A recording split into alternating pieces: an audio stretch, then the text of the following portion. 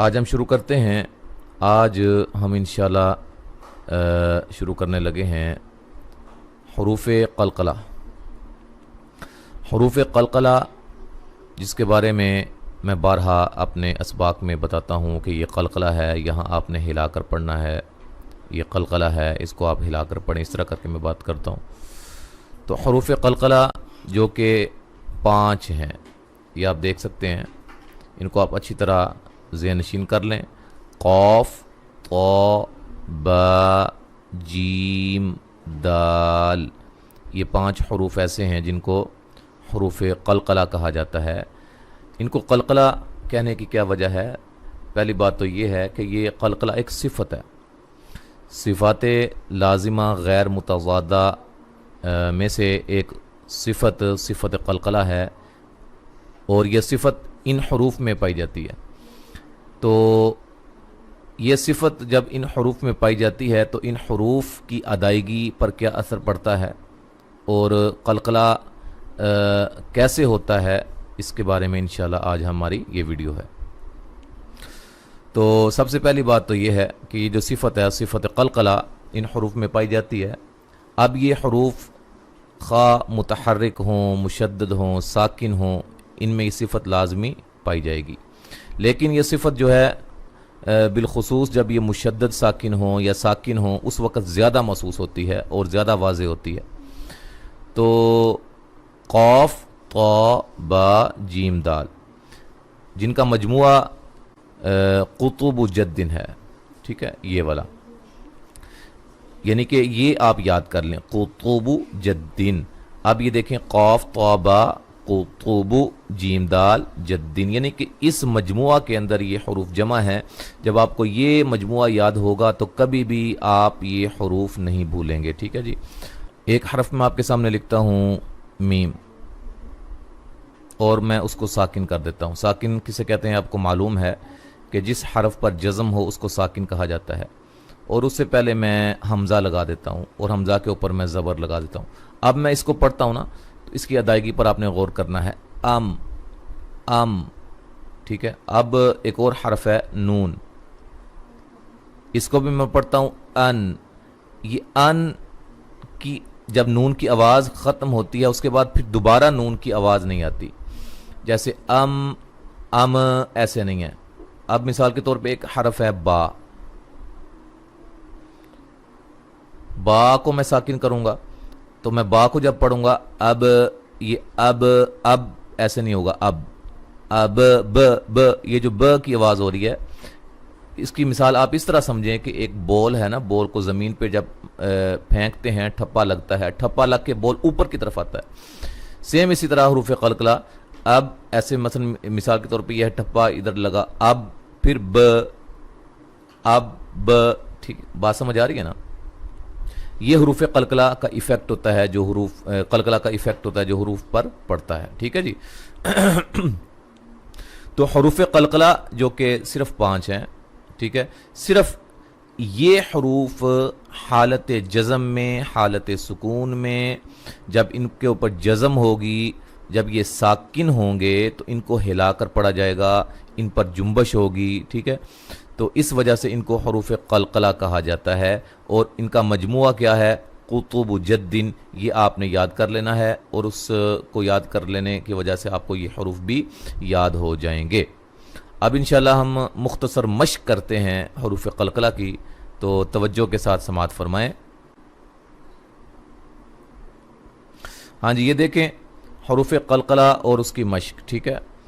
قاف، طا، با، جیم، دال، اس میں دیکھیں سب سے پہلے ہم نے حروف قلقلہ میں سے جو حرف جس کی مشق کریں گے اس کو ساکن کیا ہے، پھر اس سے پہلے ہم نے زبر لگائی ہے جس کو ہم کہتے ہیں ساکن ما قبل مفتوح، ٹھیک ہے جی۔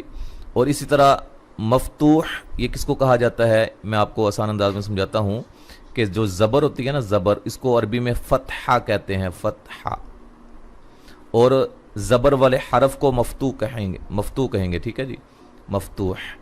اسی طرح زیر کو عربی میں کہتے ہیں کسرہ،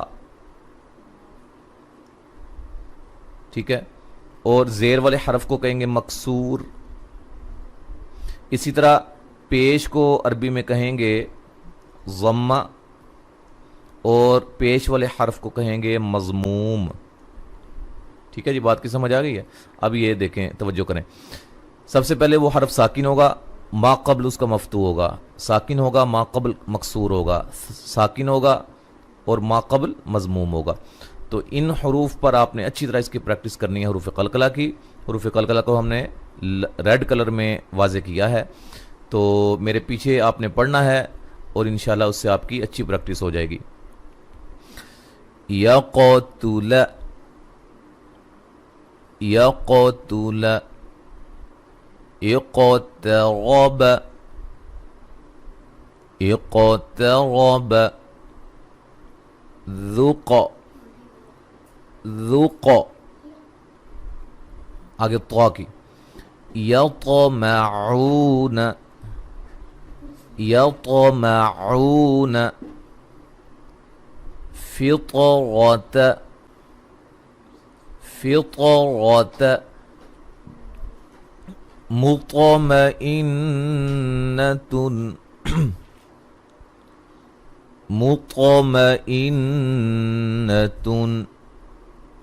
اچھا، یہ جو طا اور قاف، قاف اور طا، یہ دو حروف ایسے ہیں، ان کو موٹا بھی پڑھا جاتا ہے اور یہ قلقلہ بھی ہیں. ٹھیک ہے جی، آپ نے ان پہ قلقلہ بھی کرنا ہے، ان کو ہلا کے بھی پڑھنا ہے اور موٹا بھی ادا کرنا ہے، یہ آپ یاد رکھیے گا. اس کے بعد یہ تین حروف ہیں، یہ صرف باریک ہوں گے، ان پہ صرف قلقلہ ہوگا، موٹے نہیں ہیں یہ. اب با کی مشق. عب، عب، اس کو عب غلط ہوگا. یق، یق معون غلط ہوگا. یک تلا غلط ہوگا. یق ہلا کر. ٹھیک ہے، ایسے ہی. عبقرین،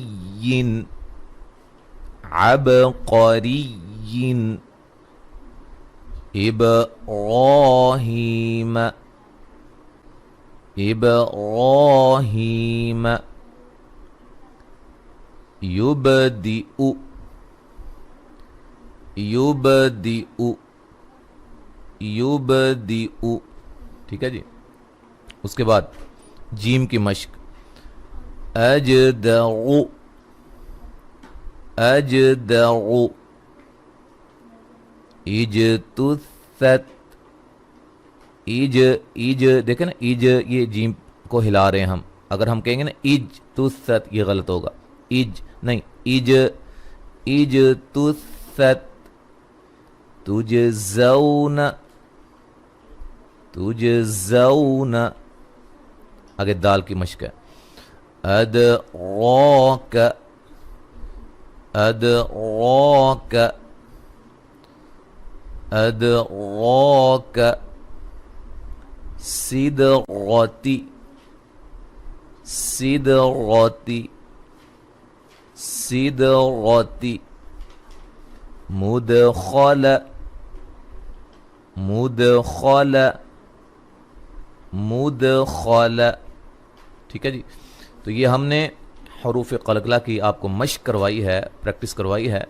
آپ نے اس کو اچھی طرح اس کی پریکٹس کرنی ہے اور اچھی طرح آپ نے یہ حروف قلقلہ کو اپنے ذہن میں بٹھا لینا ہے کہ حروف قلقلہ 5 ہیں جن کا مجموعہ قطب جد ہے، اور یہ جب حالت جزم میں ہوتے ہیں، جب یہ ساکن ہوتے ہیں. اور ساکن کا آپ کو معلوم ہے کہ جزم والے حرف کو ساکن کہا جاتا ہے. اب یہ نون کے اوپر جزم ہے، نون کو ساکن کہیں گے. واؤ کے اوپر جزم ہو، واؤ کو ساکن کہیں گے. میم کے اوپر جزم ہو، میم کو ساکن کہیں گے. ٹھیک ہے جی. اسی طرح جب یہ حروف ساکن ہو، قاف ساکن ہو، طا ساکن، با، جیم، دال، یہ جب ساکن ہو تو ان کو ہلا کے پڑھنا ہے. ان پر جنبش ہوگی، حرکت ہوگی، ہلا کر پڑھا جائے گا. ٹھیک ہے جی. اور یہ کتنے ہیں؟ 5 ہیں. تو انشاءاللہ تعالی جو نیکسٹ ہماری ویڈیو آئے گی تجوید کے قواعد کے متعلقہ، وہ انشاءاللہ اسی حروف قلقلہ کو لے کے ہم آگے چلیں گے کہ مراتب قلقلہ کتنے ہیں. پھر اس کے بعد انشاءاللہ نیکسٹ اس سے اگلی جو ویڈیو ہوگی تیسری، اس میں ہم ادائیگی کے حوالے سے قلقلہ کی جو اقسام ہیں انشاءاللہ ان کو واضح کریں گے. تو حروف قلقلہ کی جو ہے وہ بحث وہ انشاءاللہ ہماری ان 3 ویڈیوز میں مکمل ہو جائے گی. اللہ تعالیٰ سے دعا ہے کہ اللہ ہمیں قرآن مجید کو کما حقہ سیکھنے کی، سمجھنے کی اور اس پر عمل کرنے کی توفیق عطا فرمائے. دیکھیں آپ کے لیے محنت کی ہے، الحمدللہ آپ کے لیے ویڈیو بنائی ہے، آپ کی آسانی کے لیے، آپ کو سمجھانے کے لیے، سکھانے کے لیے. اور اب آپ پر یہ حق بنتا ہے کہ آپ ویڈیو کو لائک کریں اور اس کو شیئر کریں، زیادہ سے زیادہ اس کو شیئر کریں تاکہ لوگوں کا زیادہ سے زیادہ فائدہ ہو اور لوگ قرآن مجید کو اچھے انداز میں پڑھ سکیں، اچھے انداز میں سیکھ سکیں۔ اللہ تعالیٰ سے دعا ہے کہ اللہ تعالیٰ ہماری ان محنتوں کو اپنی بارگاہ میں قبول و منظور فرمائے اور تا قیامت اس عمل کو ہمارے لیے صدقہ جاریہ بنائے۔ السلام علیکم ورحمۃ اللہ وبرکاتہ۔